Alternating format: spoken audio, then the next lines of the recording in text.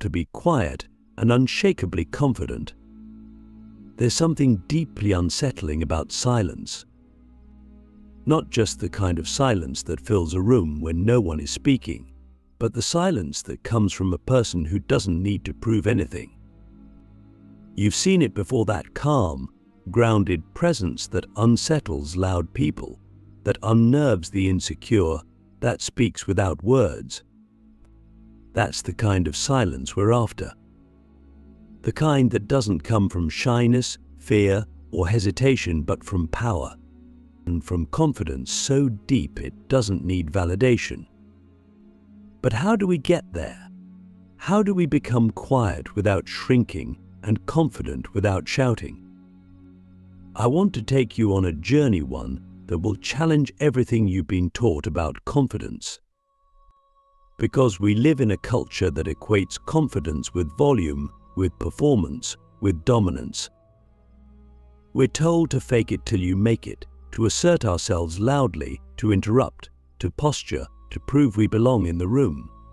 But all of that is noise. It's theater. And the people who rely on it the most are often the people who feel the weakest inside. True confidence, the kind that doesn't shake in a storm, doesn't need an audience. It doesn't need applause. It doesn't even need to speak. It simply is. Click subscribe to this channel to get more topics you love. But here's the paradox. To reach that kind of confidence, you must first confront your noise. You must look honestly at the parts of yourself that are loud out of fear. The part that over-explains because it's afraid of being misunderstood.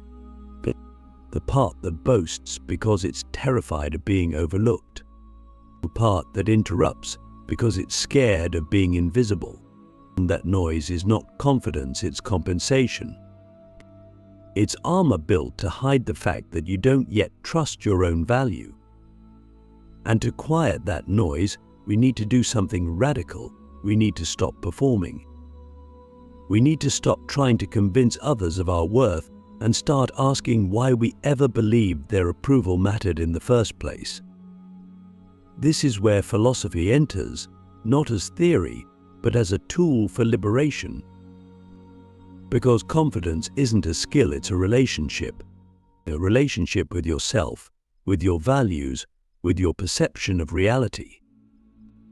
And if that relationship is broken, no amount of self-help hacks or motivational quotes will fix it. Think about this. When you walk into a room, who are you trying to impress? And why? What is it that makes you feel like you need to be seen a certain way to be safe, to be loved, to be enough? That question is not surface level. It reaches into the core of your identity. Because if your confidence depends on others believing in you, then it's not confidence, it's dependence. And dependence breeds anxiety. It makes you loud when you should be still. It makes you reactive when you should be grounded. Now here's the shift. Real confidence comes from alignment. When your actions align with your principles, when your words align with your truth, when your presence aligns with your purpose. And when you're in that state of alignment, you don't need to say much. You don't need to convince. You don't need to chase. You become magnetic not because you're trying to attract, but because you become whole. That's why the quietest people often carry the greatest weight. Their silence is not emptiness, it's density. It's the gravity of a person who no longer needs to prove they exist. But how do you build that kind of presence? You begin by questioning everything you do for the sake of appearance. Every gesture, every opinion, every performance that's designed to earn a reaction. You ask yourself, if no one were watching, would I still do this? Would I still say this? Would I still believe this? And that question is a mirror, and what it reflects is who you are when the performance ends. That is where your confidence lives. in the unobserved self. Nietzsche once said, "Become who you are." But he wasn't talking about adding more to your identity, he was talking about removing the false layers, peeling back the masks, letting go of the roles. He believed that silence was not absence but presence, that in quieting the noise, you don't disappear, you emerge. You become visible in a way that no performance ever could achieve. Because you're no longer echoing the world, you're becoming a voice of your own. So here's a question that could change your life. What would your life look like if you stopped needing to be seen? Not in the sense of becoming invisible, but in the sense of becoming so internally complete that you no longer chase validation like oxygen. What would you say if you didn't care whether others agreed?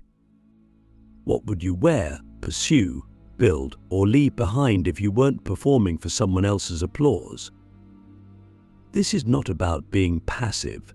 It's not about being invisible. It's about becoming a force that doesn't waste energy on noise, a presence that doesn't waver when ignored, a mind that doesn't need to raise its voice to be heard.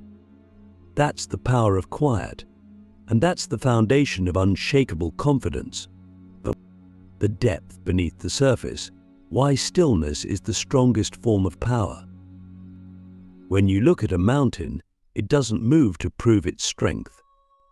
It doesn't shout. It doesn't demand to be noticed. It simply is immovable, vast, calm. And yet, no one doubts its presence. No one questions its power. That's the kind of presence we're talking about. Stillness isn't weakness. It's not apathy or avoidance. It's the purest form of strength. Because stillness means you have nothing to run from, nothing to chase, and nothing to prove. It means you've come to a place within yourself where the outside world no longer dictates your inner value. But stillness is rare today. We live in a time where movement is mistaken for meaning, where noise is confused with relevance, where the loudest voice in the room often gets the most attention, even if it has the least to say. We've been conditioned to believe that if we're not constantly speaking, posting, reacting, asserting, we're falling behind. That stillness is dangerous because it looks like indifference. But the truth is, stillness is dangerous to the system because it can't be manipulated. It can't be provoked. It doesn't need to obey the rhythms of artificial urgency. The deepest confidence comes from this stillness. Not the stillness of idleness, but the stillness of clarity. When you know who you are, you don't need to interrupt every silence. You don't need to fill every gap with words. You don't need to compete with every voice. You can let others speak first. You can listen without needing to respond. You can walk away without defending yourself, because you're anchored, and that anchor is built not on ego, but on understanding. But how do we find that stillness? First, we have to unlearn the idea that confidence is a performance, that it's a set of behaviors we can imitate, like body language tricks or eye contact or a firm handshake. Those things might help, but they're surface level. Real confidence emerges when our thoughts, actions, and principles are in harmony. When we're not torn between who we are and who we pretend to be. That alignment creates a quiet certainty, a groundedness that no external force can shake. Let's go deeper. Ask yourself this: when was the last time you sat in silence and felt completely at peace with yourself? Not distracted, not entertained, not scrolling, but just being without needing to be anywhere else, do anything else, or be anyone else. Most people can't do it. Their internal world is too chaotic, too noisy. Silence terrifies them because it reveals the truth that they don't know who they are when they stop performing. But that's exactly why stillness is powerful, because it exposes what's real. And what's real is this: you don't need to be loud to be heard. You don't need to be visible to matter. You don't need to be constantly active to be productive. The most powerful people in the world are often the ones who speak the least. Not because they're afraid, but because they understand the value of their words. They know that when you speak from stillness, people listen. When you move from stillness, people notice. When you act from stillness, you don't need to explain yourself. Your presence says everything. The Stoics understood this. Marcus Aurelius, the Emperor of Rome, wrote in his journal, "Waste no more time arguing what a good man should be. You be one."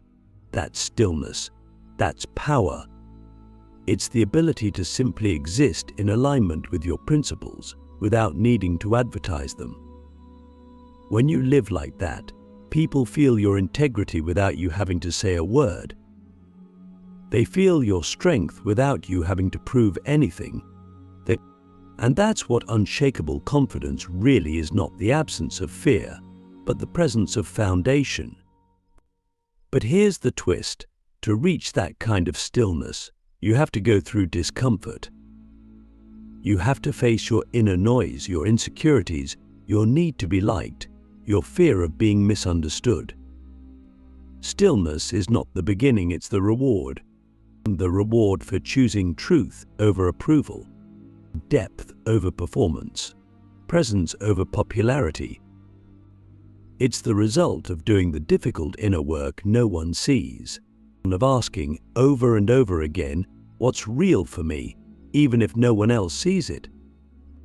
So, if you want to become someone who is both quiet and unshakably confident, don't start by changing how you speak. Start by changing what you believe about yourself. Ask, if I stopped trying to be impressive, who would I be? If I didn't need to win anyone's attention, what would I focus on? These aren't easy questions, but they're the doorway to a life where your strength isn't something you show, it's something you are. Stillness isn't the absence of energy. It's the containment of it. The discipline to hold your power instead of wasting it. And the confidence to wait instead of rush. The wisdom to listen before speaking. And when you master that, you won't need the world to tell you who you are. You'll just know. The confidence of letting go, how detachment creates inner invincibility.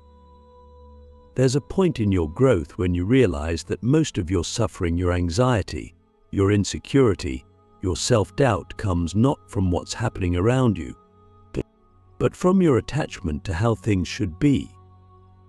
You expect people to treat you a certain way. You expect outcomes to validate your effort. You expect recognition, fairness, applause. And when those expectations aren't met, you feel shaken. You feel small. You feel betrayed by life.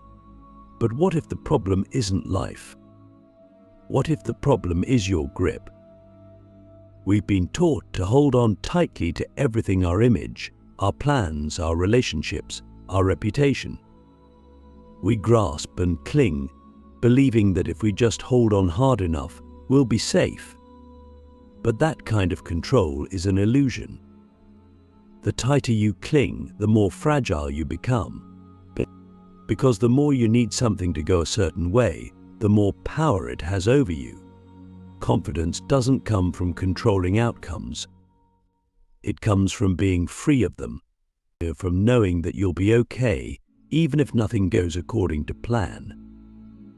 That's detachment, not apathy, not indifference, but the strength to remain centered regardless of external conditions. Ask yourself, what are you holding on to that's making you weak? Maybe it's the need to be liked. Maybe it's the need to be seen as successful. Maybe it's a narrative about your past or a fantasy about your future. Whatever it is, if it owns your peace, it owns your power. The confident person, the truly unshakable one, doesn't get that way by securing every variable. They get that way by surrendering the need for certainty. They stop living in reaction to the world, and the world loses its grip on them. This is where the deepest kind of quiet confidence is born, not in self-assurance, but in self-release. In no longer needing to be someone else's idea of successful, but in no longer needing to win arguments, gain approval, or be understood by everyone. When you let go of the need to be liked, you start becoming real. When you let go of the need to be perfect, you start becoming whole. And when you let go of the fear of loss, you start becoming invincible. But let's be honest, letting go is terrifying. It feels like death. The ego thrives on control. It wants to know. It wants to win. It wants to be right. Letting go feels like giving up. But in reality, it's the opposite. Letting go is choosing freedom over illusion. It's looking at your attachments and asking, is this really serving me, or is it just familiar? It's deciding that your inner peace is more valuable than your outer image, and that your integrity matters more than your popularity, that your truth is more important than your comfort. This doesn't mean you stop caring. It means you care differently. You stop chasing and start creating. You stop performing and start being. You stop trying to win the game and start questioning why you're playing it at all. Detachment is not withdrawal, it's engaged sovereignty. It's being in the world without being owned by it. It's doing your best, speaking your truth, living your values, and then letting the chips fall where they may. There's a line from the Bhagavad Gita that captures this perfectly. You have a right to your actions, but not to the fruits of your actions. That's detachment. That's confidence. Acting with full intention and then releasing the need for control. When you live this way, you stop being shaken by results. You stop being thrown off course by opinions. You stop fearing failure because failure no longer defines you. You've already let go of the outcome. You're rooted in the action itself, and that's unshakable. So here's a question to sit with. If you let go of everything you think you need, who would you be? Not what would you lose, but what would you gain? What parts of you have been buried under fear, under control, under performance? What would rise if you finally released your grip? Letting go is not weakness, it's wisdom. It's the realization that what's real cannot be taken from you, and what can be taken was never really yours. When you live like that, you move through the world with quiet power. You don't cling, you don't chase. You walk, you speak, you act with presence, with clarity, with peace. And that is the foundation of true, unshakable confidence. Becoming the mountain, how to command respect without saying a word. There's a kind of presence that doesn't ask for respect, it commands it. Not by force, not by fear, not by performance, but by depth. It's the presence of someone who is so grounded in themselves that they don't need to persuade you of their worth. You feel it, you sense it, you instinctively respond to it. This is the final form of quiet, unshakable confidence. It's not about being dominant, it's about being anchored. It's about becoming the mountain, immovable, unwavering, and complete. To command respect without saying a word, you have to become someone who respects yourself so completely that it radiates outward. Not in arrogance, not in vanity, but in presence. And self-respect, contrary to what we're often told, doesn't come from achievement, status, or recognition. It comes from alignment. When your actions match your values. when your words match your truth, when your decisions reflect your principles, even when it costs you. That kind of integrity builds a presence that doesn't need volume. Think about the last time you met someone who didn't try to impress you, but you were impressed anyway. Someone who wasn't loud, flashy, or full of bravado, but who left an impact. Why? Because they were centered. They weren't performing. They weren't desperate for your validation. They were simply whole. That's the power of inner stillness. It draws people in not because it demands attention, but because it reflects something most people are starving for: authenticity. But becoming that kind of person requires discipline. It means you stop outsourcing your identity.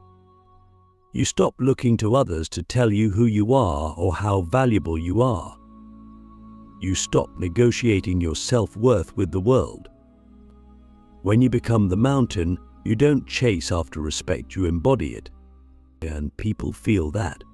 They feel your clarity. They recognize your boundaries.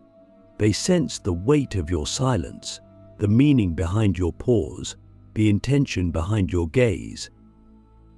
This doesn't mean you never speak. It means that when you do, your words carry weight, because they're not thrown around carelessly. They're not used to dominate or impress. They're chosen, measured, aligned. And that's rare. Most people speak to fill space. But the person who has tamed their inner chaos doesn't need to. They've realized that their silence often speaks louder than others' noise. But that's not passive, it's powerful. The mountain doesn't react to every gust of wind. It doesn't flinch at criticism. It doesn't crumble when ignored. And neither should you.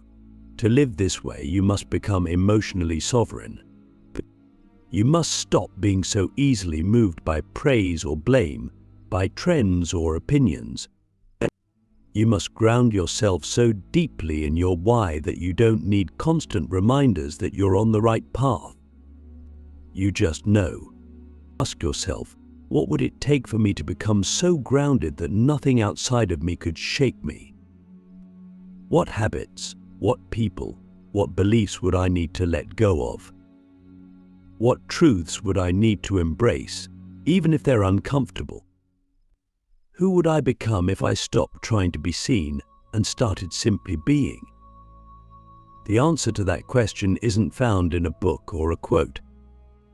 It's found in how you show up every day, and in the moments when no one's watching, in how you treat yourself when you fail, in what you tolerate, what you pursue, and what you walk away from. That's where your power is built, quietly, slowly, brick by brick, until one day you realize you no longer need to raise your voice because your presence already speaks. And maybe that's the final secret. That real confidence is not the loudest thing in the room, it's the deepest. It's the calm in the chaos, the still point in the storm.